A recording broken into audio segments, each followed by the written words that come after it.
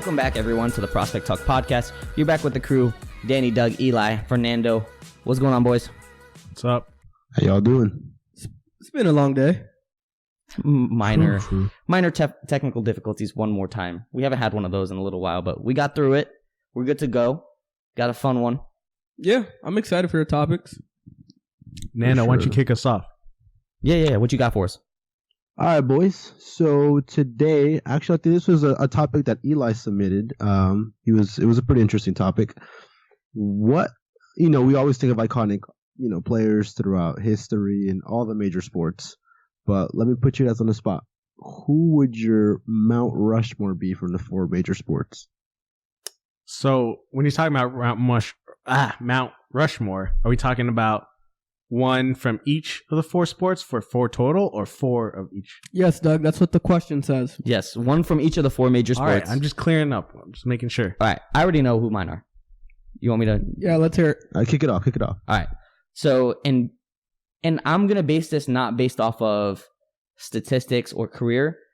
Hold on. It's your Mount Rushmore. It's not the popular opinion. It's not what statistically is. It's your. For me, the way I'm going to base this is if I ask somebody to name the most famous person of that sport, and if they're not a fan, they know that name. You know what I mean? Okay. So regardless, you'd be like, hey, you don't watch baseball, but what's the one baseball player that you know is the greatest of all time? You know what I mean? Yeah. So in basketball, I'm going to have to say Michael Jordan. Right? Yeah. I think that's the easiest, I think for all four of us, we're going to end up having them in there. In hockey, I'm going to have to say Wayne Gretzky. Okay. Everyone knows Gretzky. In baseball, I'm going to say Barry Bonds. Love it. And then in football's a little tougher. But I think for football, I might go either Brett Favre or now that's surprising. Brett Favre. Just because I feel like not a lot of people know Brett Favre. I mean, he was a gunslinger. Either Brett Favre or maybe Bo Jackson. Okay. It's It's those Wrangler jeans, I'm telling you, man. The Wranglers really did it for me. I'm telling you, they're good jeans. The Wrangler commercial. I just thought of that, and I was like, you know what? He's more well known for that. Cool. What do you got, Doug? I'm gonna say mine because you guys aren't gonna like mine. All right. Well, you always say every single time Doug says something, he's always like, you know what? You guys aren't gonna like this. So the rules are you got to pick one from every sport. Doug's gonna go Steph, Clay, KD, and Draymond as his Mount Rushmore. You already know. Go ahead, Nando. What do you got? I'm going to have to go. I think we all are going to go with Jordan. Well, let me not speak beforehand. Yeah, don't speak for me. All right. Calm down with Clay over there. I'm going to go with Jordan. Then for... What did I say? For hockey... do we say hockey? Is that the other one? That we did? Yeah.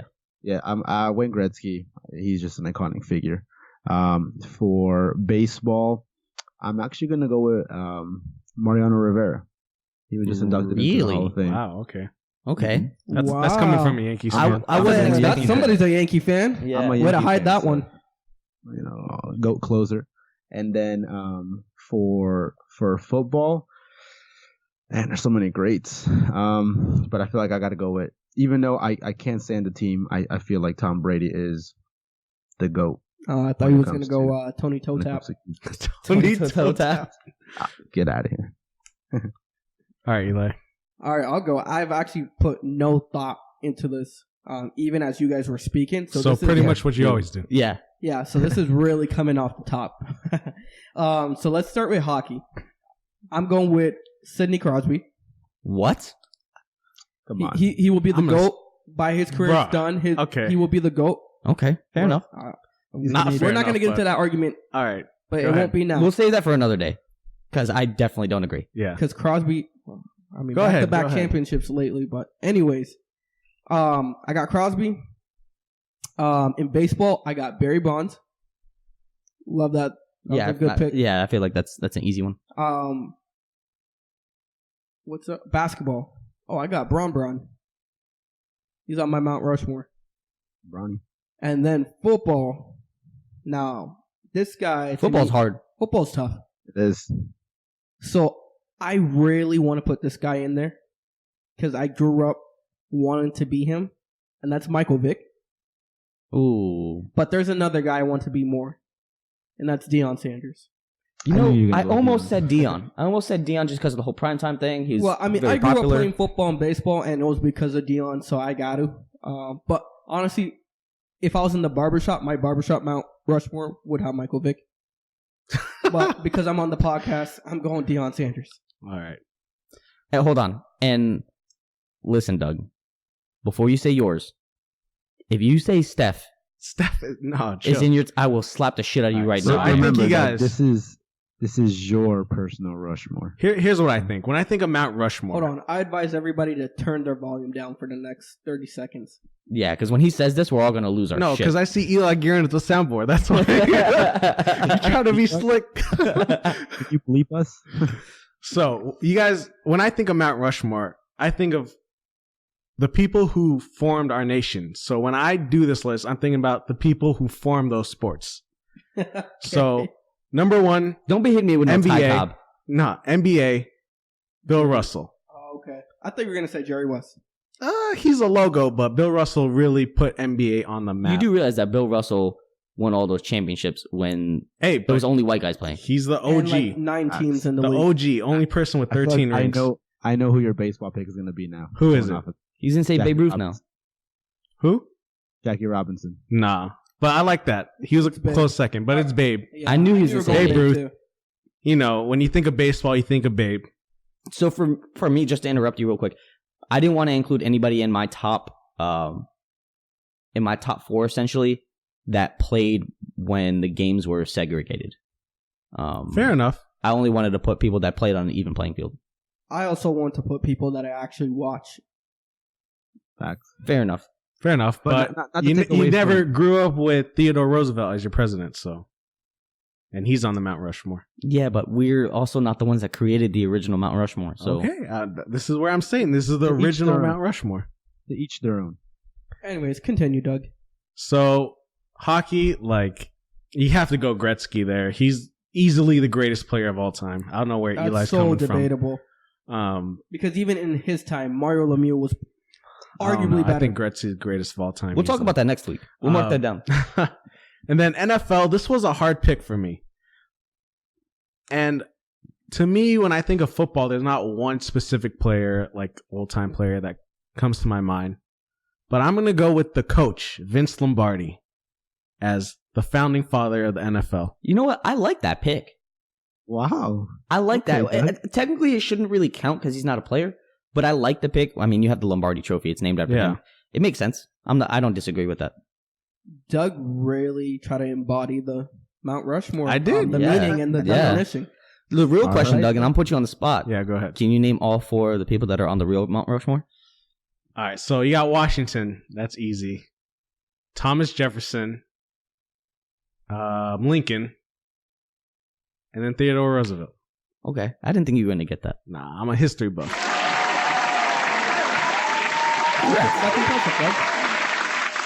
Go ahead and check his browser history. I don't think you want to see that. Chill, Nando. We ain't going that far. No, nobody wants to check this man's browser history. But anyways, what's the next topic? Yeah. What do we got next on the agenda? So you mentioned earlier, Eli, talking about athletes that kind of dive into two different sports, but we've noticed that we don't really see that anymore. So do you think that it's just now a thing of the past, or can you see it happening again in the future? Well, that's why I brought this conversation up, honestly, because I can't even remember the last one I remember is honestly Deion Sanders. Well, I don't count Tim Tebow because he didn't go professional. All right, still isn't pro. Then technically Deion is the last one. Yeah. In the early 2000s. Early 2000s, right? Yep.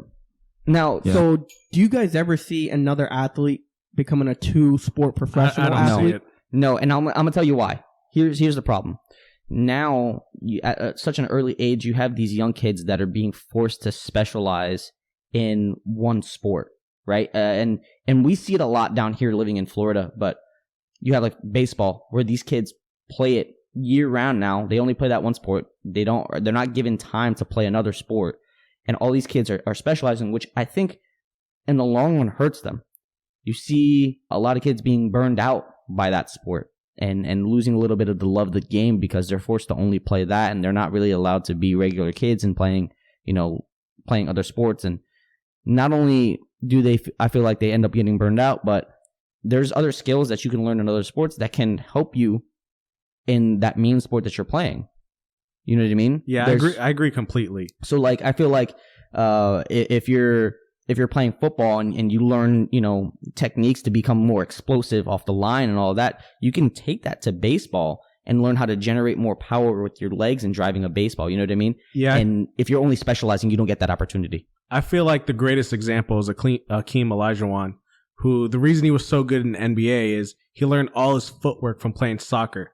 So as soon as he started picking up basketball, he was already ages better than everybody else. Jimmy Graham played basketball. A lot of tight ends play basketball now, and it helps them reaching the highest point when playing football. Yeah, you see that a lot. An uncommon one that you see is, and I don't think I can only name of 2 guys in the NFL that had this kind of skill, but with soccer as well. Yeah. Odell Beckham Jr., very talented soccer player growing up, and then Chad Ochocinco, another guy, big soccer guy, very talented.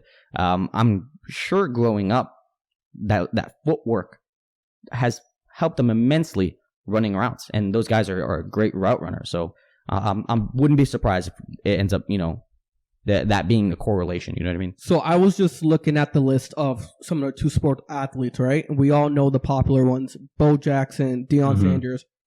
Some people consider Michael Jordan. Michael Jordan. Right? That doesn't count. I mean, he went pro. No, I don't think any of us. You didn't count make it to the highest level. Some people count that, right? Actually, the last 2-sport athlete is Drew Henson. He played 8 games for the New York Yankees and was the backup quarterback for Tom Brady. He played a little bit for the Lions. He backed up Vinny Testaverde. So he's actually the last 2-sport athlete. And I remember that. Interesting.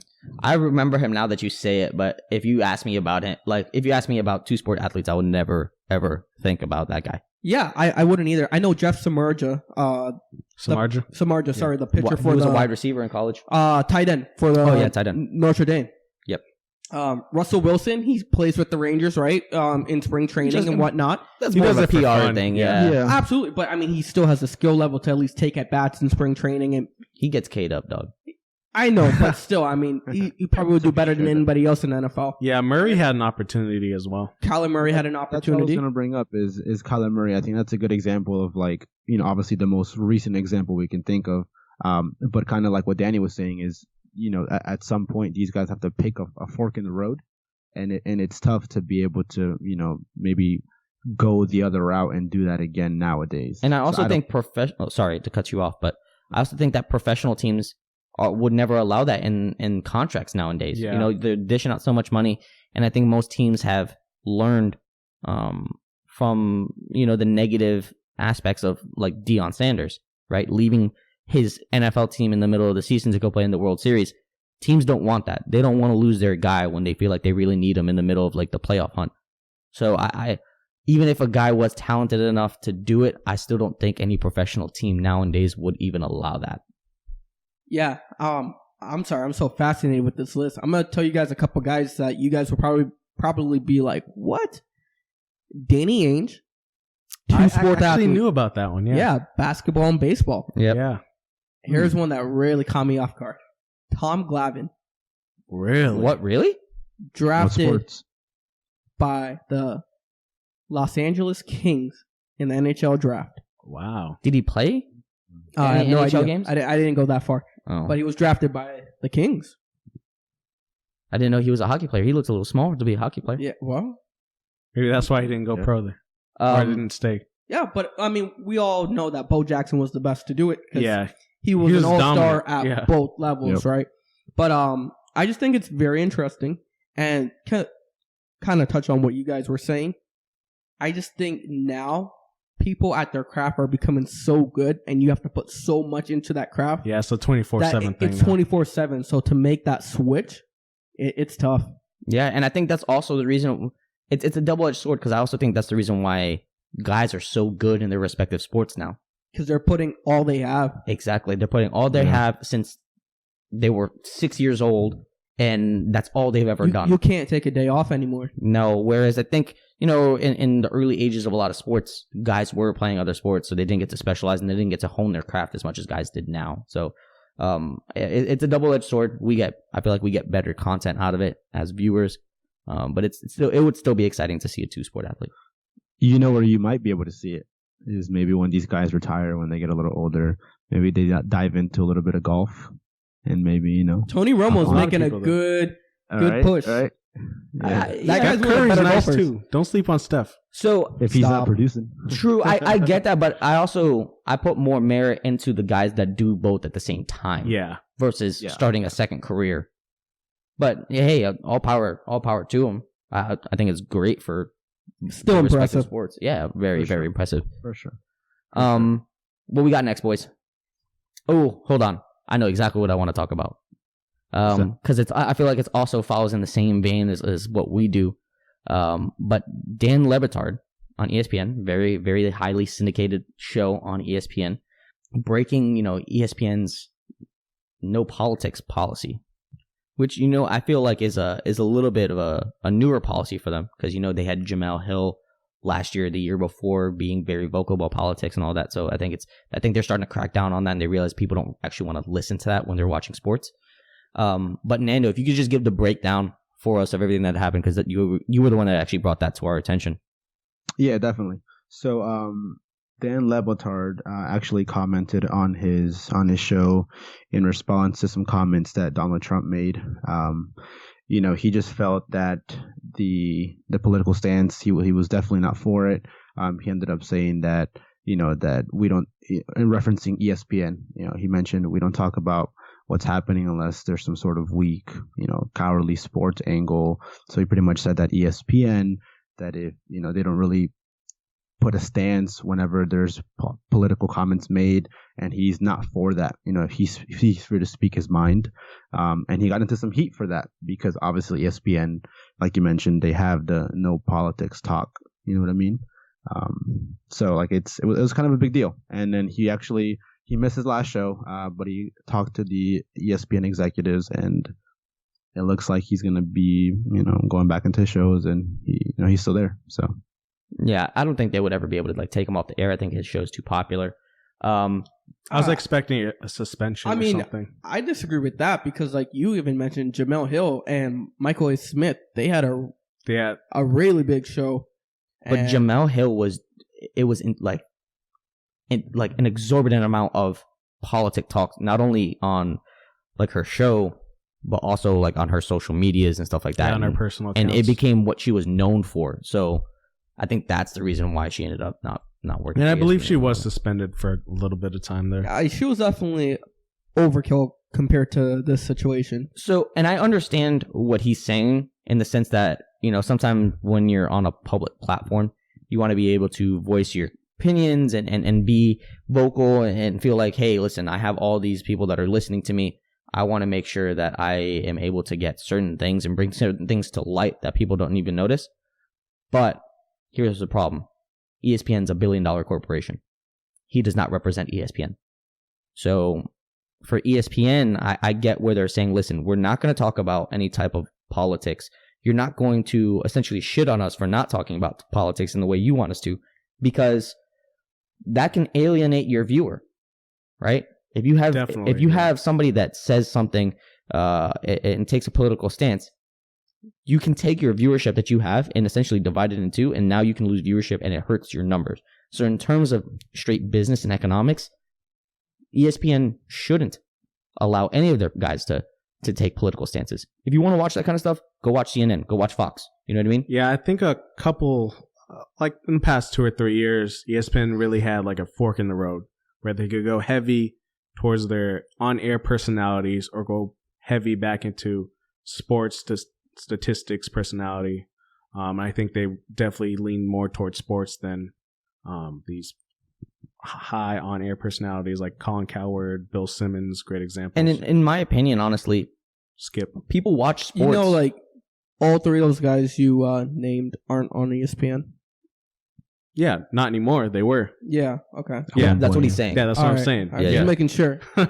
So, in my opinion, people watch sports as entertainment, as an escape, right? When I come home and I watch sports on after a long day at work, I want to be able to watch sports and enjoy the sports and not have to worry about anything that's can be potentially stressful, right? It's controversial. Exactly. Yeah. Mm-hmm. So if I'm watching sports and I have some type of politics jammed down my throat by whoever, I'm watching, I'm going to be turned off by that as well. And I applaud ESPN for taking that stance and being like, listen, we are about entertainment. We're not about politics. That's not what we do. Yeah, I agree with both of you guys. They're staying in their lane. I think ESPN did the right thing. You guys hit it right on the nose. They're staying in their lane, and you can definitely lose viewership by getting out of your lane and upsetting some people. And yeah, it just doesn't make sense. Nando, you had something? I think. Yeah, I was gonna say that. I just think he handled it. Well, he could have handled it in a better way. I think that if you're working, for this organization, and you abide by these rules that they set forth and you agree to them, then obviously, you have to act a certain way. I mean, if he wanted to maybe go on his personal, Twitter or something like that and say, how he felt, that's fine. But to do it on a platform where it's, the organization you're working for, and especially to call them out the way that you did, obviously it's not a good look. He's dead wrong for that. They pay your bills. I'm sure you signed a contract, and somewhere in that contract, exactly, it's probably he works for them. Bottom line, and maybe we view it a little bit differently than most listeners would, because essentially we're in a similar position in the fact that we represent prospects, so we can't say anything that damages that brand. You know what I mean? Exactly. So I understand where that's coming from. Obviously, we don't have the kind of audience that Dan Le Batard has, so I can't say that I know what it would feel like to be able to put out my own political agenda. And that's yet. Let me just prophesize that out there. Correct. Yet. But I do understand in the sense of hey, even though we're here to give our opinions and have our debates and all that, we still need to keep it in a manner that's, a good representation of who we work for. Absolutely. Exactly. Agreed. Let's move on, boys. I want to talk about the NFL real quick. We don't have a lot to talk about except for one shining star. And that's Ezekiel Elliott. Your boy Zeke. So remember, as I think for the Cowboys, tomorrow is the first day to report. Today, he did not board a Cowboys team plane to attend the training facility. Lot of talk about him getting a contract extension. So it looks like he might be the latest guy to be holding out. Let's go, Zeke. And I know you said we only had one guy to talk about, but there's actually another guy that's in this boat too that I want to briefly mention. But what do you guys think about the Zeke situation? Hold out. Get that contract. Pull Le'Veon. Agreed. I'm a Dallas Cowboys fan, but as an athlete, especially as a running back, your time in the NFL is so limited and unsure. Get paid while you're young and you're good. Especially the way he runs. Exactly. Get paid now. Right? I'm all for the players having authority. Yeah, and it proves the Niners' chance to making the playoffs. 3 to 4 years from now, you don't know if you're the same or if you have your legs or what is going to happen. So, no, Zeke, go get your money. Get it now. You're doing the right thing. I agree 100%. I feel like we've agreed everything this podcast, and it makes me feel uneasy. I don't like it. I might just disagree. Just for the sake of disagreeing. But the other guy that I was mentioning is Michael Thomas for the Saints. He could potentially be holding out as well. Yeah, but I think the Saints are actively trying to make him the highest paid wide receiver in the league. Which I don't necessarily think he deserves that, but he's set to, I think, only make like 1.4 I think he mil or deserves something it, like that. but I don't think he's the best wide receiver in the league. He doesn't deserve to be the highest For paid his then. production, his has production, an argument, but it might be he's worth not the it. best receiver. His usage rate is really high. So if I was him, I would want that money too. Last year, he had 1,400 yards and I think like 9 touchdowns. I think he led the league in receptions as well. Yeah, he led the league in receptions. Good season, but he also led the league in the receptions because who else was Drew Brees going to throw it to? And they're on a similar boat this upcoming year, so why not ask for that money? Yeah. All power to you. Go ask for that money. I just don't think he should deserve that money. I disagree. He deserves the money. He's young. I don't He's think got he a lot deserves of to be the potential. top paid wide receiver in the league. Right now, the only person that I could say that not only person. There's only 3 people that I think deserve to be the top paid wide receivers in the league. It's AB, Julio, and Hopkins. That's it. I disagree. I don't think AB should be in there. What do you mean? Wow. I'm not saying Ooh. he's not a top 3 wide receiver in the league, but when you're talking about paid, it's not just about how good you are. It's how old you are, what you have left, the dimensions of the team. There's a lot more that goes into this. That's true. Well, I'm And not saying that's AB what- deserves like an extension now. Well, that's what I'm saying. He doesn't deserve to be the top paid. I wouldn't pay him for 2 more years to be the I'm not handing out that money to AB. I would give it to Julio and Hopkins. Julio is up there in age too. He is, but he's still you can see he still has 4 to 5 years in him. All right. Hopkins definitely, I think, the most promising. Yeah. And then Michael Thomas is right behind him. He's very young, so I Odell's think right that's behind the advantage right there too. Odell. I put Thomas and Odell in the same category. I really I've do. been watching Baker throw some dimes over to OBJ and I don't Chill, call those everybody times. looks I think good on OBJ preseason, is though. making Baker look pretty good. True. Yeah, OBJ is going to make Baker look great like he did with Eli. I want to. I was like, What? No, Eli Manning. Sorry. Okay. Did you see? Did you see Eli Manning last year? Whoa, Danny, I just want to bring this up. Last week podcast, you mentioned the Rams having the best wide receiving core, and I forgot about the Browns. I think they have the best wide receiving core. So They're good. They're good. And Not when the I best. when I meant what I said last week about the Rams is just how deep they are and the talent level of that depth. So there's definitely better duos out there like the Browns, right, with Jarvis and Odell. But I like Callaway. I like him a For lot. me, Callaway's very He dropped one-dimensional. everything He's last very year. one-dimensional. No, He's he could just a not deep get ball open. guy. So he's a Marquise Goodwin. Correct. Chill, Marquise I think had a good season I think last they year. all complement each other better. I think the Rams wide receiving core complements each Yeah. other the best because they all do something different. They all do something different very Exactly. well. I agree with Danny completely. I like the Browns. I'd rather have that wide receiving core. Nah, Cooks like is the the wide deep ball receiver. guy. You just like it because there's more divas on that team. No, I just think they're better.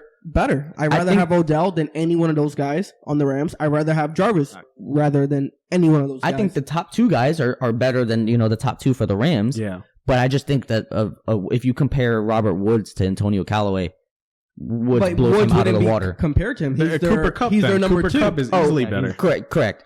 Cooper Kupp I'll take Cooper Kupp all day So over. if you look at averages, right? When you take an average, like if you took all their Madden ratings, I think the Browns will have a higher. but that's also rating. because Odell's exactly. it's that's what I'm saying. I don't know. It's weighted higher at the think- top. Exactly. Callaway's rated like a 70 for me, and Kupp's more of an I'm not. 80. I'm No, not saying Callaway's for you, like I'm a just saying what it is.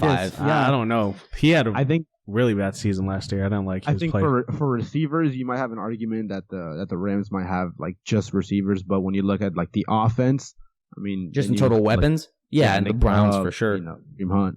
I like the Browns. Anyways, I just want to bring that up. That's a good point. What was the other? Oh, the other guy was Michael Thomas. Was Michael Thomas? yeah. And Melvin Gordon holding out.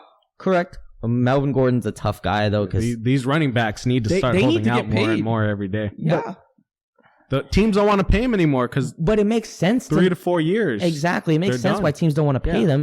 It's because, and I think that's more of that's more of something that the NFL has to look at in the way they structure their rookie deals, especially for for running backs. correct. Melvin Gordon's a top 5 running back. He is. He yeah. is. Yep. But the problem is, But Gurley's a great example. He got all that money and now his future's uncertain. So how do Well, the his Rams feel future. about I that? mean, the Rams. When somebody has that big of an injury, early, no, you but gotta be really sure. watch out for Daryl Henderson. Who the heck is that? What do you mean? How do you Daryl Henderson? Yeah. The backup running back? Yes, they're backup. They just drafted him from Memphis. On the Rams? Yeah. Whoa, you're putting me on. 'cause I mean, I have no idea. I'm like, I've been focusing on CJ Anderson. I was like, is that a, yeah? I'm like, No, but I I see thought that where... was a running back scout. No, or because something. Henderson has a similar play style to Gurley. Yeah, man. So you remember watching the UCF games against Memphis last year? Yeah, The running back that was lighting us Yeah. up both times That's we played him? him. That's Daryl Henderson. Watch, he's gonna be filthy.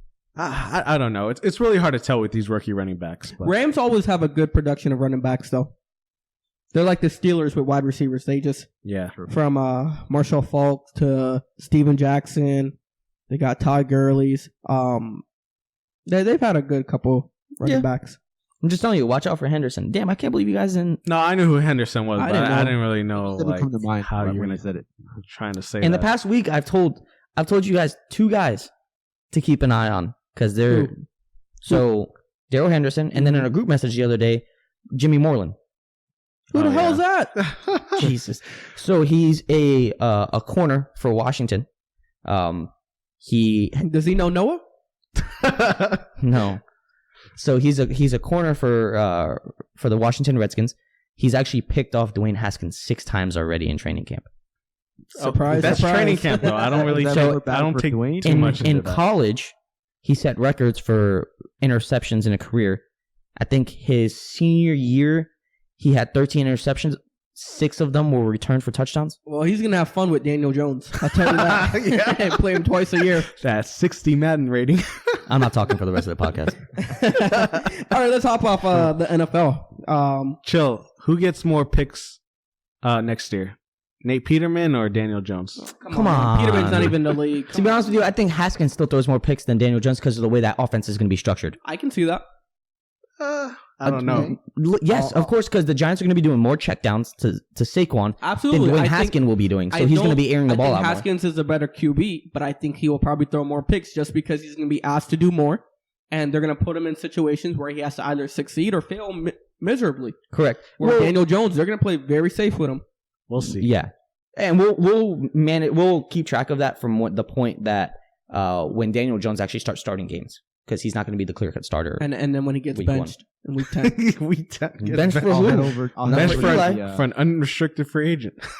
Eli Panties. We're going to have to go get Geno Smith. Oh my gosh. Jeez. What we got next? Basketball? Yeah. Yeah, we can move on to basketball. Doug, I think this is your topic, Doug. Yeah, I'm just reading this, and it just doesn't even roll off the tongue right. Yeah, I don't understand what you were asking by this. All right.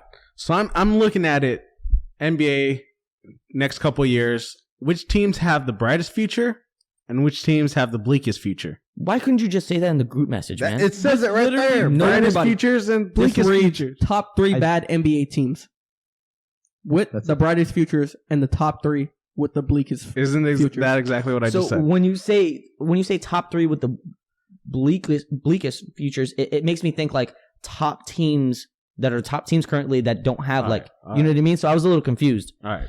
All right. So top 3 bad teams. I mean, the Knicks. The Magic. No. No, the Magic no. are actually slated to make the playoffs this year. Yeah. Which I don't think will happen, but Yeah, they'll I think- definitely be fighting for it. number one has to be the Charlotte Hornets. They're Hor- tied up in cap.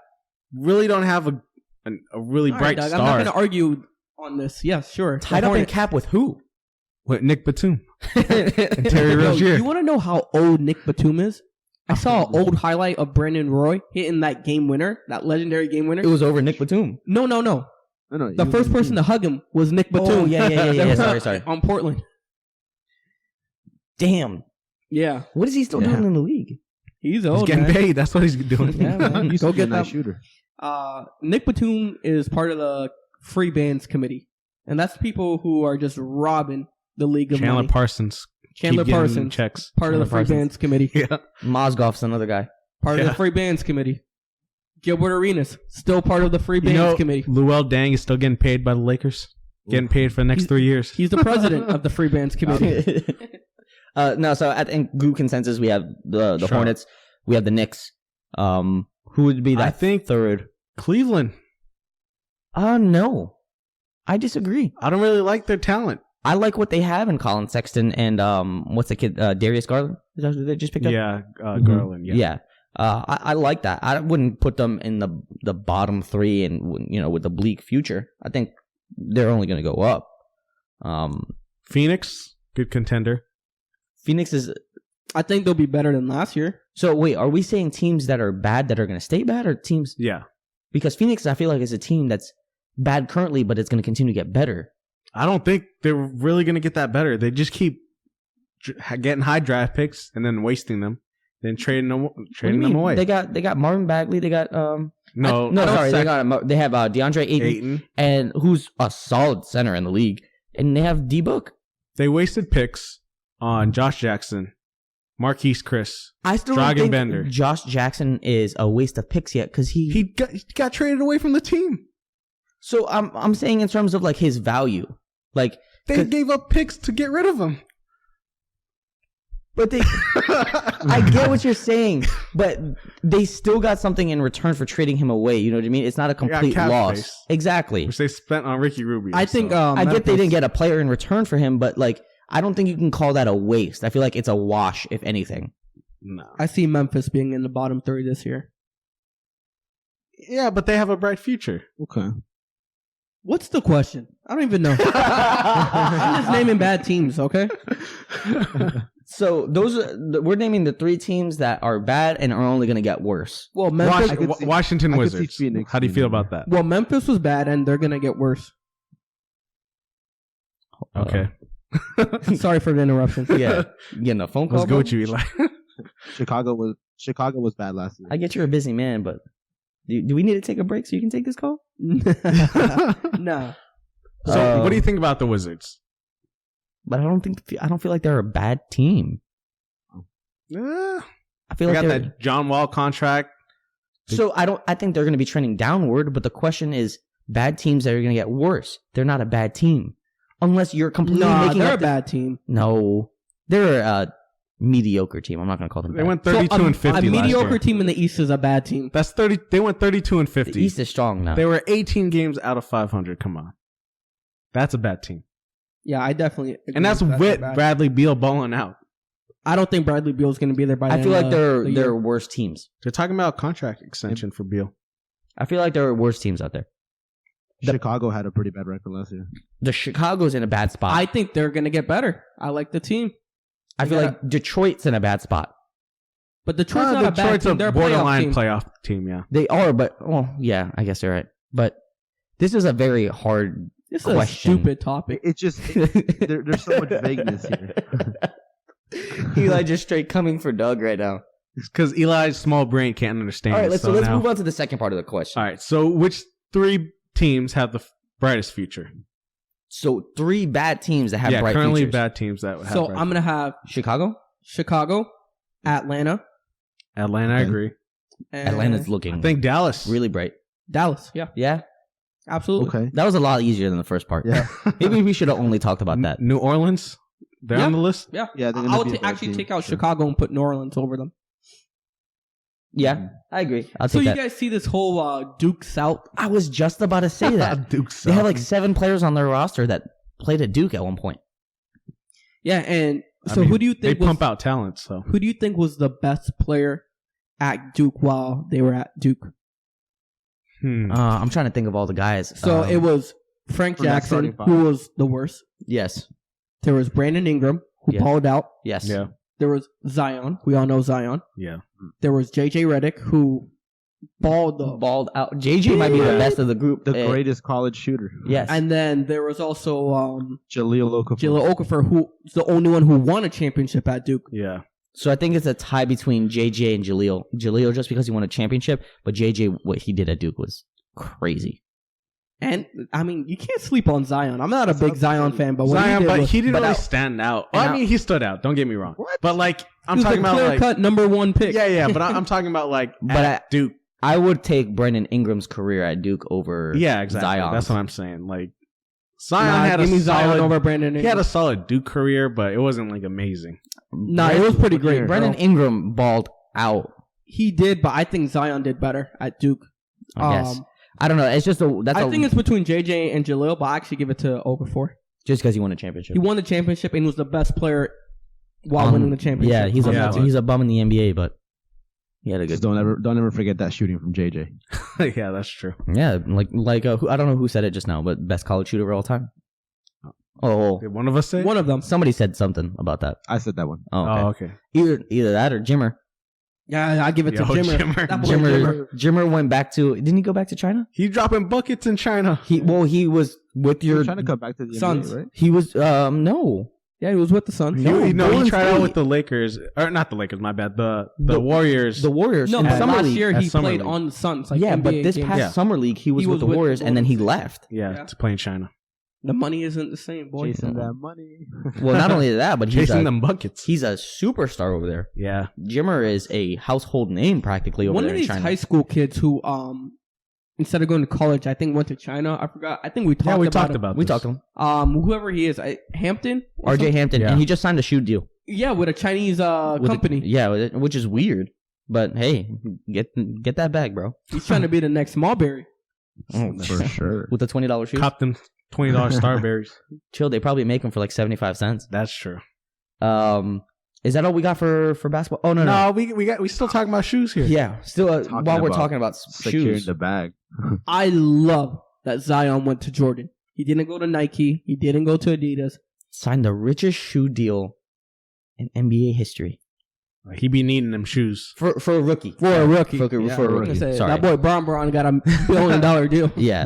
And it's a 5-year contract, I believe. 5 years, 75 million. mil. It's a stupid amount of money for a shoe deal. That's absurd. Do you like the decision? Yeah, I think that's a good fit. It's different. I think it's great for the Jordan brand because you're starting to see a lot of guys choose other things like Under Armour, New Balance, Adidas. New Balance. Chill. It's a thing. I got to name it. Yeah, sure. A handful of players are choosing Puma. New Balance. You know, so it's good for the Jordan brand to secure. They got some good guys. Melo's on there. Does Melo count? He's not really. in the league. Still, bro. Melo's not even in the league Melo right now. gets so disrespected. But Melo's on there. He's not Yeah, on the forget it. league. He's not in the league. Kemba Forget about Walker's Hoodie on Melo. there. Speaking of Melo, He's gonna show up at Rutgers Park with them shoes. Maya Moore's on there. did you guys see? While we're talking about Melo, real quick, you guys see the video of them in a gym playing basketball, like a pickup game? It was like Melo, Trae Young, Donovan Mitchell. Yeah, and he was balling. and he was balling. Melo's one of those guys that will probably forever. He should go to the Big 3 league. Was he wearing a hoodie? Yeah, I feel like that's a perfect. He fit. wasn't actually. Oh. He wasn't even hoodie Melo. So like you knew Wasn't he had hoodie. another gear to turn it on to. So and he was balling up. No, but back to Zion's Back to Zion. shoe contract. I like that he signed with Jordan. It's a good pickup for them. I probably don't think that he warranted $75 million like that, but hey, to each their own. I mean, he's the Great for the biggest brand. number 1 pick in a while. I mean, I think Yeah. Jordan just wanted to lock it up. Yeah, for sure. But hey, salute to you, Good for both. Zion. Do your thing, man. For Get sure. your money. What we got next? MLB. Baseball, my favorite. Here we go. Now I'm excited. First thing on Hey. And that's the episode today, guys. All right, wrap it up. y'all can all kiss my ass. What's first? You still excited about baseball? I was excited, and you guys were major buzzkills All right, good. and just took my thunder and like couldn't let me shine real quick. But it's cool. So now we're on the same page. Go ahead. What's Doug? You got the agenda up. What's the first thing we got for baseball to talk about? So a pretty big question right now is: should the MLB reduce games in the regular season? No, think that was case my closed. topic. Next topic. No, not at all. No, absolutely not. It's not broken. Don't fix what's not broken. It's very simple. There's no reason for anybody to be talking about changing the amount of games. It's people complain that it might be a long season or whatever, but it's, You don't think it helps out like pitchers? Yeah. Add You don't more think starting it's pitchers. then? elongated a little bit? what? increase the What are you going to roster. change it to? 140? No, I agree with your idea. Leave Keep it it the the same. Keep it the same. I'm gonna play the Nando. I'm on the fence. I On the think fence. I'm on the fence. I think there's pros On the and Nando. cons to it. I think it could help the athletes stay healthier. It's not a huge issue in baseball compared to well, I mean, what it dude, is in what the are you talking- NBA. I mean, in How many baseball, you guys- see people going on the DL like every DL, 2 yeah. seconds. but that's also because they go on the DL with like a It's actually the bruised IL pinky. now, guys. Oh yeah, Come on. sorry. IR, right? No, it's IL, bro. It's IL. Sorry, DL is gosh. technically speaking. Get politically correct. Yeah, it's not politically correct. No, you Oh see my guys go God. on the injured list with like a bruised elbow. You know what I mean? Yeah, and but they're I, out a couple of days. Yeah. I just think as an athlete, I think it might help them out a little bit. I don't know how that helps out or how it affects revenue that baseball So brings in. anytime anybody ever brings up any major sport shortening a season, I think it's always the dumbest conversation because it'll never happen because Too much revenue. there's too much revenue being lost. Yeah, And that's why I don't That's think true. it would happen. I think from an MLB standpoint, it doesn't make sense. I think, But I think from teams, I think if you like surveyed the managers and teams and the players, I think they might vote yes. I think a good question is who's asking this question. You know what I mean? Like, is obviously it's not the organization. It's not like baseball itself. It's me, motherfucker. Eli's the one asking I the question. submitted the question. All right, you caught me. Eli's asking. This guy. No, I think it's fine where it's at. I think if anything, they should increase the days off for the pitchers because I feel like most of the injuries do come from pitchers Yeah. throwing out their arms, Correct. especially now where everybody throwing 100 miles. But per that's hour. another thing that'll never happen because now that team has to invest in another starter. No cap Oh, space. but that's more feasible. Yeah, Well, not they don't even have- we they don't don't have a have cap cap in space. baseball. That's why I said Exactly. no cap space. So it doesn't matter. But it doesn't matter. Well, teams are still not going to want to have to go out and pay more for another starting pitcher. Have you not met the Yankees? But the Yankees and the Dodgers are like the only guys out there only teams out there that will Boston. really do that. And yeah, in Boston. By the way, Boston blew the shit out of the Oh. Yankees tonight. They won 19-3. Yes. Is what it was. How you feel about that, Mr. So Yankees many fan? home runs. They had a position player pitching for them at one point. That's disrespectful. They had Austin Romine pitching. That's dirty. He's the catcher. Do you got any comments, Nando, Mr. Yankee over here? Every blind squirrel finds a nut once in a while. Every pig's ass has to shine one day. That's what I like to say. Put a little grease on there, it shines even brighter. Every Nando picks up a biddy once in a while. Chill, I haven't seen it yet. We're gonna edit that one out. I am not editing that out. I am keeping that in there. Clearly, you guys have been away from me for too long in Florida. Moving on. I lost track. What were we talking about? Nando not picking up biddies. That's what we're talking about. Let's get back to that topic. We just say right now that is not going to be the topic. Nando's just getting flamed right now. Oh my god, I have legitimate tears coming out I of don't my even eyes. know where we are right now. What? We're moving on Sports from. top- He's yeah. so shook. We're moving on from reducing the games in the regular Oh season. yeah. So now we're talking about top 5 MLB starting pitching staffs in the last 20 years. So that goes back to 99. So I don't think that Braves rotation. I was just gonna say that, which is tough because that's probably one of the best rotations of all time. All time. Yeah. What makes the question a little bit tougher? All right. So first is going to be the 4 aces that Philly had. Maybe I think in 2013. That Lee. was my pick. Roy Oswalt, Roy Halladay, Cole Hamels. Yeah, Nasty. filthy. I think the current or last year's or the year before when they won the World Series, Houston, their rotation Really, really good. filthy. McCullers. Verlander, Garrett Cole, Charlie Morton. Charlie Morton, who's balling it up in Tampa right now. Why do I feel like I'm missing a guy? Oh, Keuchel. Yeah. Yeah, Keuchel. That's a good pitching staff. Yeah, great. That has to be one. So the year the Tigers lost in the World Series, they had 3 Cy Youngs. They had David Price, who won it the year before. They Mhm. had Scherzer, who won it that year, Mm-hmm. and 2 years before that, Verlander won it. Yeah. Filthy. So that was a filthy Another I rotation. think Rick Porcello was in there too. Rick Purcell was number 4. Correct. Yeah. I almost Who's a forgot solid about pitcher. that. Yeah, To think that at one point all 3 of those guys were on the same rotation is unbelievable. that's when David Price got traded halfway during the season. Yeah, I remember that. Unfortunately, I feel like there's a lot of talent that's gone through Detroit, but they just haven't been able to put it together as of They recently. went to In 2006, they went to the they World went Series. to back-to-back ALCS. They went to the World Series once. In 2006, and they lost to the Cardinals. Yeah, no, it wasn't 06. It Yes, was It was 06.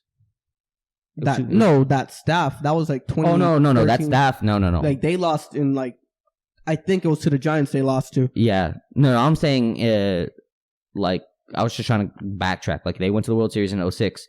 Then they had the run with the team that you're talking about. And that's the only 2 years that they've ever been, like, even, like, highly competitive. Even in 2012 when Miguel Cabrera had You a said they triple crown. lost to who? The Cardinals in 2006. I I want to fact check you. You might be right, but I want to. Oh, you're right. Nope, you're right. Never mind. You didn't even fact check it. 06. Yeah. I was thinking of the Astros, but that was 05. And 2006 holds a very. The reason why I know that is because 2006 was such a bad year for me for baseball. The Mets were in the NLCS against the Cardinals, and we lost that series like terribly. That series ended horribly, and then the Cardinals ended up winning the World Series after that. So like that, I know for a fact. I know it's throwing me off. I'm thinking of the Astros, but they were in the NL at that time. Yeah. Correct. And they lost to the White Sox and Ozzie Guillen Yeah. in 05. Mhm. Correct. And 06, Was the yes. Tigers losing to... Okay, The I'm Cardinals. putting it... All right, guys. I used to be a very Put big it baseball all fan. together. How do you feel about the 2012 Tampa Bay Rays? Their pitching staff was James Shields. Ricky Nolasco. No, No. David Price, I think that Matt Moore, that rotation was always overrated. Hellickson, and Cobb. I feel like all of those guys had good seasons that year, but as a whole, in their individual like potential, They had a good year. I mean, They- anytime a team makes it to the World Series, everybody's having yeah. a But good I year. wouldn't call that a top rotation of all time, just because they never could replicate that again. You got to think of maybe early Yankees teams, Mike Messina's and Andy Pettit, Andy Pettit's, Roger Clemens. Roger Clemens, yeah, I'll throw that in there as Yeah. as one. and then Boston when they had Schilling, Pedro. I don't know if Beckett was there yet. I think Beckett got traded after after the that 04. because at that time Beckett was with the Marlins, Yeah, that would have been filthy though if Beckett was on that. and you know potentially at one point everyone thought the Mets were going to Wakefield? be there. Yeah, correct. With the knuckleball, the Mets. Everyone thought that the Mets were going to be there. You know, at one point they had. I think me and Doug were talking about this the other day. At one point, they had like the best young pitching staff. It was the most It promising was the most thing. promising. They had Matt Harvey, who was at that time the ace. Yeah. Yep. You had DeGrom that just came off of winning. Well, he was 2 years removed from winning Rookie of the Year. You had. But Syndergaard was the number Thor. 2. Yeah. You had Noah Syndergaard. No, Syndergaard was the 3. Really? Mhm. Zach Wheeler. You had Noah Syndergaard, who we got from Toronto. Your Blue Jays, who we fleeced you guys for. Who was coming up, still throws the hardest fastball for a starting pitcher consistently. Then you have Zach Wheeler, who we took from your Giants. Yeah. For Carlos Beltran. And then we had Steven Matz, who was a crafty lefty with a good changeup and a good curveball. And none of those That was guys. a really good pitching staff. It was supposed at to that be. point. And I'm not saying those guys aren't good, but fortunately, none of them could ever put it together in the same season. I'm still surprised Syndergaard was the 3 because he surpassed DeGrom for like 2 seasons. He was the 1. No, he never surpassed DeGrom. Syndergaard was Really? the man. I feel like he was the man So for you're a telling couple me years. Syndergaard was never the 1? No, Really? I remember always Mets the two. fans being pretty hyped about Thor. Really think Syndergaard was hyped. the 1. We were hyped because he had a good World Series, but DeGrom was always slated ahead of him. Always. So Syndergaard never started opening day. I don't know if he did, maybe because of injury. But he's never been supposed to been in terms of on the pitching rotation depth chart.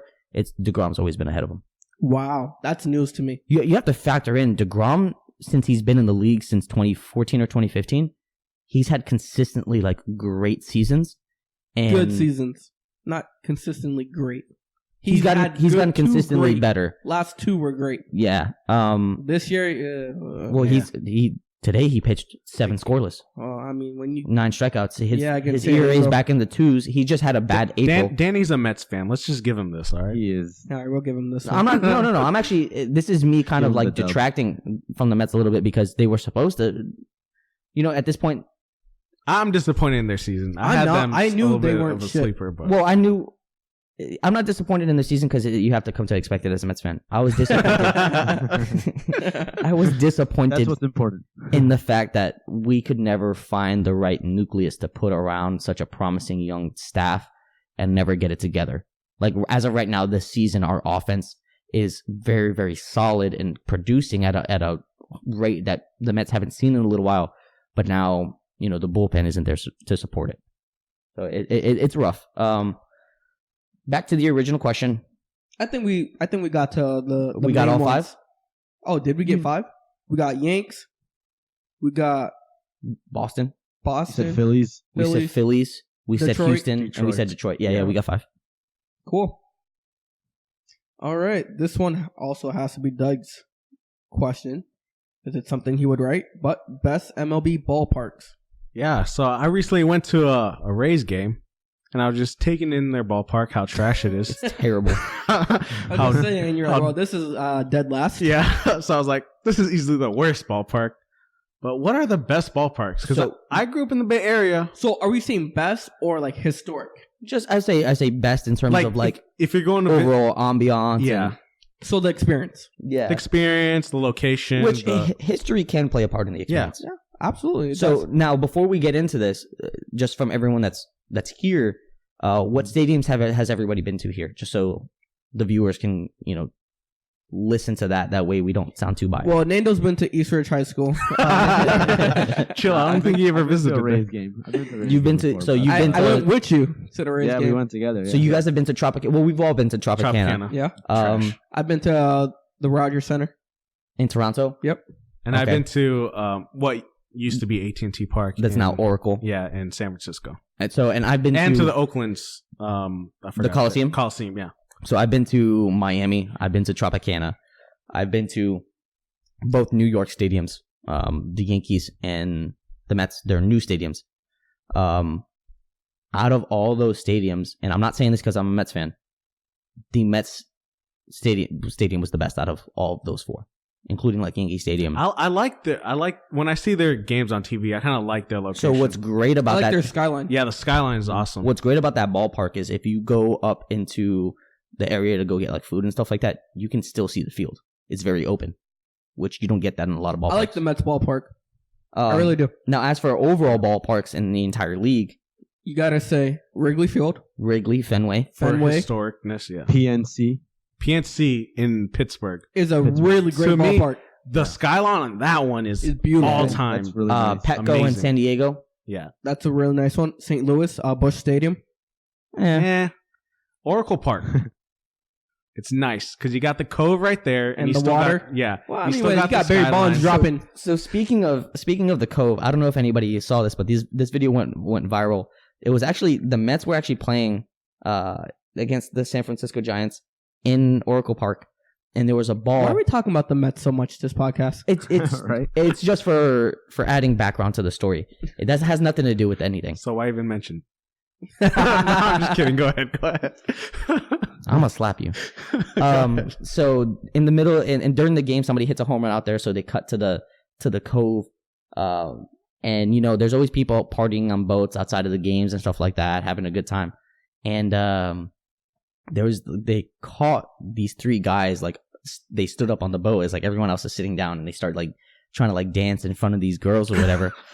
And one of the announcers, the Mets announcers, one of the guys, he's like, what do you think about that? And Keith Hernandez, who's a color commentary for the Mets, played first base back in the day in the 80s, one of the best first basemen of all time. Yeah, also was in Seinfeld. Also in Seinfeld. His response was, he was like, I don't think they got a chance.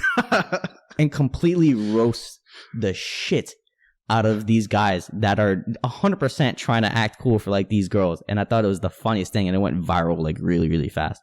Surprised you guys didn't see it. Bleacher Report had it on their thing. Nando, you being so close to DC, I really like the Nationals Park. You need to go check that out. Well, I mean, I've been around, like, that area. There's like a lot of some nightlife and stuff, but I haven't been inside Nationals Park To me, like, it's baseball. I think is one of the best games to go live at. It's a whole different experience.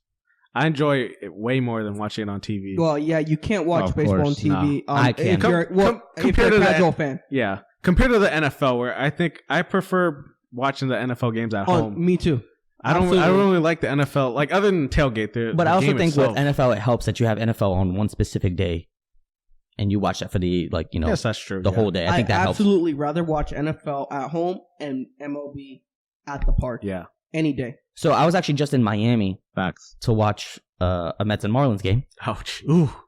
How much for tickets? 2 cents? 3 cents? We're going to start the Mets count. Anytime the Mets are named on this podcast, take a shot. It was just this time. It was just this podcast. It's never going to happen again. Mets are paying people to go there.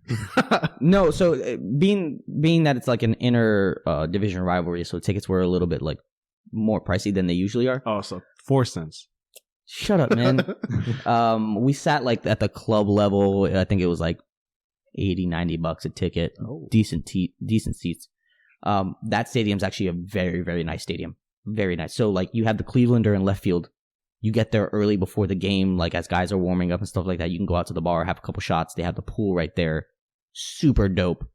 And then they have great food.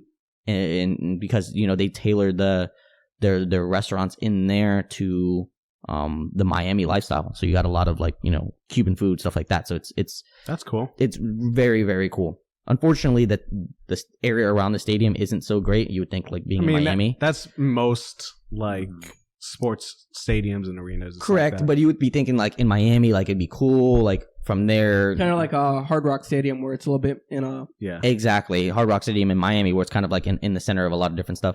But it's impossible to get there because of traffic. But the Miami Marlins Stadium is a very, very nice ballpark. If anybody can get out there, I would highly recommend it, even though that product on the field is trash. That's pretty dope. All right, that was a cool topic, Doug. What's next? Soccer, The agenda.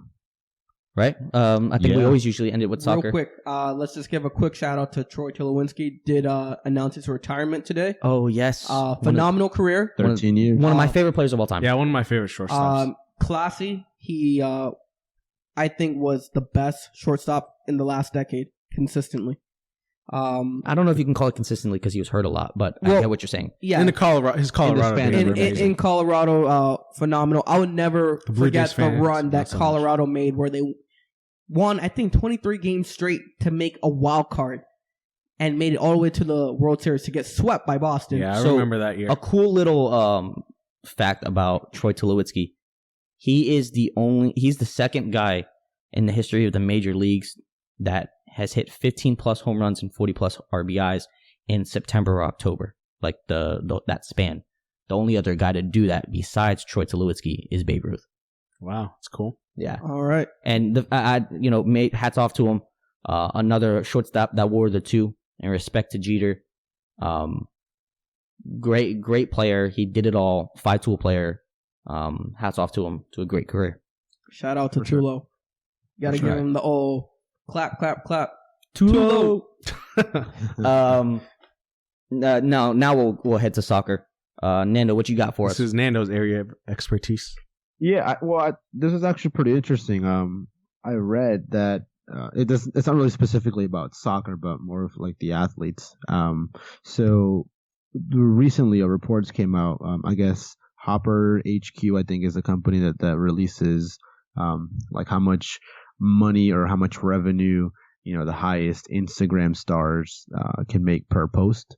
I thought it was interesting that Cristiano Ronaldo was the highest ranking athlete on the list, and he came in third after Kylie Jenner, number 1, and Ariana Grande, number 2.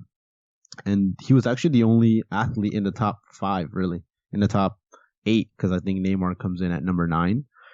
So I thought it was just interesting that, like, even nowadays when we talk so much about athletes and how much money they make, how much influence they have, when you think about it, like all these music stars or reality TV stars, they have just as much, if not more, influence Wait, so are we saying on this list, are we saying revenue generated by IG, or you're just saying just total, like, interactions? So no, it's how much they can make per post.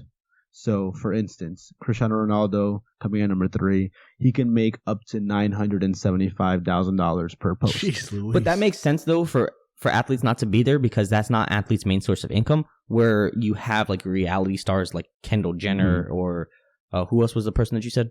It was Ariana Kylie. Grande. Sorry, Kylie Jenner, specifically Kylie Jenner. Ariana Grande, even though she's a pop star, she can... When she's not making music, she has to get money somewhere, right? Exactly. That's true. And I also True. think that both of those people's crafts lend better to Instagram than a sports star. So does that make Cristiano Ronaldo number 3 landing on that spot even more impressive? I think so. I think so, just because I think it he does. is the best player in the world's most popular game. I think that's really what it attributes to. Yeah. No, Yeah. definitely. Well said. It exemplifies like his personal reach and like how much of an impact he has too. And how his much stardom. people he influence and stardom he has actually around the world. I think in terms of sports, without a doubt, he's the biggest star in sports in the entire world. Yeah, I would think so. Messi didn't make the top 10. That was pretty sad. I wouldn't Well, I stress mean- not Messi as an Instagram But kind of guy. he's not anyway. a very like. Yeah, he's not out heavy there- onto Instagram, and he's not as easy on the eyes. Well, I also don't think he's Relax. as. He's right though. I don't think he's as like social of a guy. To be honest with you. Exactly. He's more private. Him and his family. Yeah, Ronaldo has a lot of charisma. Ronaldo's flashy. Yeah, which makes him so much. he makes fun to like watch. great he interviews. craves that attention. He needs it. No, he doesn't. He gets it from people like you. Yeah, So I have a funny story about this Ronaldo and Messi thing. So my little brother, he's pretty good at soccer. Plays for like a traveling team. Like, clear your throat. yeah. You bit. So he plays for a traveling team, and I don't know. As much as I try, he turned out to be a Messi fan. As much as try to push Ronaldo on him. Well, tell him to switch his. And when he scored his goal, How old is your brother? he's 12. All right, And he's so he Brazilian, can get remember stuck that. still. Okay, that threw me off, but whatever. Just punch him in the throat. That's what I'm saying. So so when he scored his goal, he started doing the Messi celebration, and I was a little bit disappointed. So I showed him a couple of clips, showed him the Ronaldo celebration, and I converted him to a Ronaldo celebration. Attaboy, Dutch. That's Just the way how to do it. I showed him like, all right, so this is Messi celebration, little fingers in the air, that's cool, whatever. Ronaldo, he straight up jumps and does like a freaking Look at me now. yeah, look at me now, like I'm the best in the world stance. So So much let me get cooler. this straight. Let me get this straight. Your brother, who is of Brazilian descent, Yeah, is a Messi fan who celebrates his goals with a Ronaldo celebration. yeah. What is he supposed to do? Celebrate like Neymar Wow. and just flop to the ground? If that So Neymar and the Brazilians have a iffy relationship. Yeah, exactly. That's what I'm saying. What else is he supposed to do? it's an identity crisis. Well, He's still young. That's He's very trying to true. figure himself out. well, continue to score goals like CR7 and continue to celebrate. Tell your brother I gave him that. I'm gonna cop word him of some advice. CR7s So for back to Christmas. the IG thing, and I forgot to mention this. That CR7 brand, that Cristiano Ronaldo, is just it's just case in point at what I mean by like he's branded better. He's branded better than any other athlete besides maybe LeBron James. Have you peeped the cleats though? They're fire. Oh my gosh, Yeah. The CR7s are They fire. are. Just walk into your local Dick's Sporting Goods. Yeah. Go into the mini soccer section that they have, and you're gonna see CR7 cleats. Fuego. Yeah. Yeah, I'm gonna Cristiano's cop him a PR couple team this is- Christmas. His PR team is like ridiculously good, and it's so huge. So Real quick, before we end there's just one little bit of soccer news that I wanted to ask you guys about. What do you guys think about Real trying to ship Gareth Bale off to China? Oh, I want to talk to Nando about this Gareth- specifically. First of all, Mm. they're willing to waive the transfer fee. Well, let me ask you actually, Eli, because you're the Real fan. Yeah. It actually saddens my heart because as much as you hated him because he just disappointed you, he also provided some amazing moments for the team. I'll never forget the The bike? bicycle kick The bike. against Liverpool in the Champions League final. That's iconic in itself. I'll never forget him in That might be one of the greatest. not only goals of all El time. Clasico, but what's the La Liga Cup? Copa del Rey. Copa del Rey. He runs around Jordi Alba, and then That was- he nutmegs the keeper. I think Victor I think it was Victor Valdez. at the time to win it for Real over Barca. I mean, he had some historic moments and great goals. So I do think they're treating him poorly. And as a Real fan, I think Real Madrid does this too often. They're legends. They don't really take care of them and give them that farewell He's that not they really deserve. a legend for I Real. disagree. Though. He's a Galactico. And I'll tell you this, I came prepared because I knew you would say some dumb shit. I'm just, Somebody was I'm going to just say stating some dumb something. shit. So Joe. just, for everybody, obviously you guys are only listening to this, you can't see it. Eli was very relaxed. He was sitting back in his chair. Doug said that absolutely absurd statement. Eli is fully upright, all right, ready he's to an go, amazing on player. the Don't edge get me of his wrong, seat. but is he a Real legend? Absolutely. He's played 6 years there. He's won more trophies than Zidane at Real, which is, he's known as a Galactico, Zidane right? is, yeah, yep. Mm-hmm. He has a better goal per game ratio than Raul, another Galactico. Yeah. He's provided more assists than David Beckham, another Galactico. And then he's scored more goals in a final than the Brazilian Ronaldo, another Galactico. What do you got to say, Also Doug? providing 13 trophies at Real Madrid and 4 Champions League titles. Hey, He's a Galactico. That's why you didn't hear me make that comment, because I knew. I was Bale just asking the important, question. So instead of dropping the mic like normal people would, Eli dropped his phone. Eli dropped I his didn't phone. want to Hopefully disturb everybody's cracked it. ears. What I It's will already say cracked. this is, I don't know if you saw, but you know how obviously Zidane's been trying to ship him out this whole time. After Zidane said that, like, we don't want Bale, like, the sooner he goes, the better. Bale's agent came out and said that Zidane is a disgrace for saying that. And then And that's Zidane wrong. said, well, you know, my Spanish isn't that good, so it came out that way. But what I meant to say, and he said it in French, and he was like, we love Bale, but it's just time to part ways. He realized he messed up. That's backtracking. Yeah, that's backtracking if I've ever seen it. No, that's a good topic to end it on. It's a nice little. But isn't it weird that they're trying to transfer him like for free? They're just To trying China? to Like, get rid of Trying to him. get, Yeah, they just don't want You know, it. that's super especially when you weird. made signings like Hazard and you have. They're trying to get young, and Vinicius. That's true. You know what I mean? Yeah. They don't have a fit for I him. think Bayern Munich, if Bayern Munich or Tottenham gets him, dangerous. I think he fits best at those two teams. Because Bayern Munich has to replace Robin and Ribéry. Yeah. They're two wingers for their last 10 years. Yeah, Actually, thinking about seeing Bale at Tottenham would be kind of cool. Oh, yeah. And That's where he started. Yeah. I want to see him with Bayern. Oh, I would love it. I want to see him in the German league. I really like German soccer. I feel like he's a good fit in that scheme. That would be cool. But kind of just real quick to go back to your point, Eli, that you said that Real Madrid, that they've not always treated their. I know who you're about to stars say. the best. Casillas? What am I about to? Yeah, exactly. Yeah, Iker Casillas is one of the most historic goalkeepers of all time. And Before a novice. Real Madrid legend. They was kind of very, didn't very give him a good send off. They kind of just gave him the boot and like, all right, go to Porto, and that was it. Where you see Barcelona, as much as I hate Barcelona, when Xavi retired, it was a whole celebration the whole season. When Iniesta retired, it was a whole celebration. So it kind of kills me to say this, but it's just true. Barca's just better at celebrating their heroes. Yeah, absolutely, because they don't get too many of them. Oh. No, they're just more impactful to the game. All right, that's the podcast. So, with that being said, that's the podcast. Check us out on social media, Prospect Talk _ we're actually going to be probably posting a little bit of probably a poll this week. We're actually trying to come up with a little bit of a spicier name for the podcast. So we'll look out for that. Try to help us pick out one of the things that we're gonna put out there. Please be on the lookout for that poll. We need help, guys. Yeah, we got a couple things narrowed down, but we'll keep it under wraps for now. And if you have any recommendations, comment. Yeah. Other than that, I want to give another shout out to the HBIC podcast. exactly. Just listen to their work before ours. You guys are gonna love their next episode. Yeah, the next upcoming episode, we had a little It comes out coming out on look-see.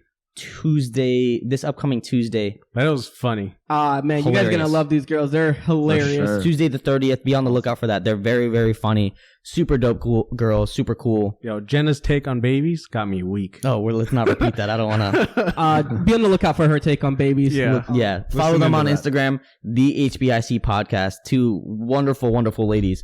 Other than that, guess we'll catch you guys next week. This podcast was sponsored by City Field and Danny Press. Fair enough. Hey, Mets, Okay. check me out. All right, we're out, guys. He like, Hando can't get no biddies.